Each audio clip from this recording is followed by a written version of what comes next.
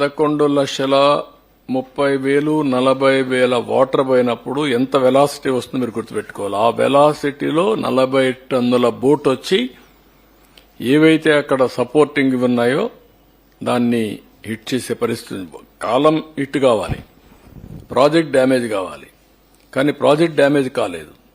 ఎందుకు?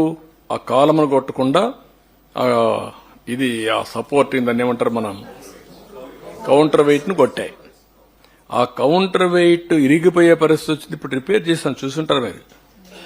What is this? అవి తీస్తే రాలేదు. 4-5 రోజులు ఎన్ని శత విధాల ప్రయత్నాలు చేసి తీసే పరిస్థితికి వచ్చా. బాధ్యత లేదా మీకు? క్షమాపణ చెప్పరా మీరు? మీ బొమ్మ వేసుకోలేదా? మీ గుర్తులు వేసుకోలేదా? మీ పార్టీ కాదా? అంటే దేశం వదిలిపెడతారా? ఆంబోతులా మీరు? అడిగితే ఎదురుదాడి చేస్తారా మీరు? అంటే మీ బోట్లు మీరు పంపించి ఆంబోతుల మారిగా తయారై ఒక ఎంత డేంజర్ అండి అది. ఎన్ని గ్రామాలు పోతాయండి. ఇప్పటికే మీరు చేసిన తప్పుడు పనుల వల్ల 6 లక్షల మంది నరక యాతన అనుభవించారు బుడమేరులో.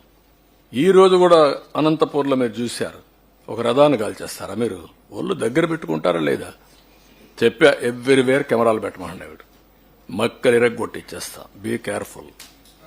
లా అండ్ ఆర్డర్ గాని క్రియేట్ చేశారో ఇంట్లో నుంచి బయట వచ్చి ఎక్కడ చిన్న వైలెన్స్ జరిగినా నెక్స్ట్ 1 సెకండ్ లో మీ చొక్కా పట్టుకునే పరిస్థితి వస్తుంది.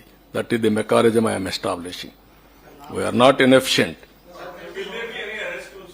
Yes, will arrest. ఇదే కాదు, ఇవన్నీ అరెస్ట్ చేశాం. ఈ రోజు కూడా అక్కడ అరెస్ట్ చేశారు. ఎవడు తప్పు చేసినా, ఎవడు తోక తప్పినా, ఎవడు ఈ రాష్ట్రంలో నేరాలు క్రియేట్ చేయాలనుకున్నా అదే చివరి రోజు మీకు.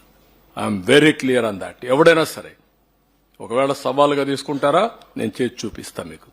నాకు కావాల్సింది ప్రజల ప్రాణాలు కాపాడాలి, ఆస్తులు కాపాడాలి, లా అండ్ ఆర్డర్ కాపాడాలి, శాంతి భద్రతల పరిరక్షణ నా ధ్యేయం. దాన్ని వైలేట్ చేయాలని మీ క్రిమినల్ చరిత్రతో మీరు వస్తే మాత్రం కబద్దార్ జాగ్రత్తగా ఉండండి. ఒక్కడిని వదిలిపెట్టను.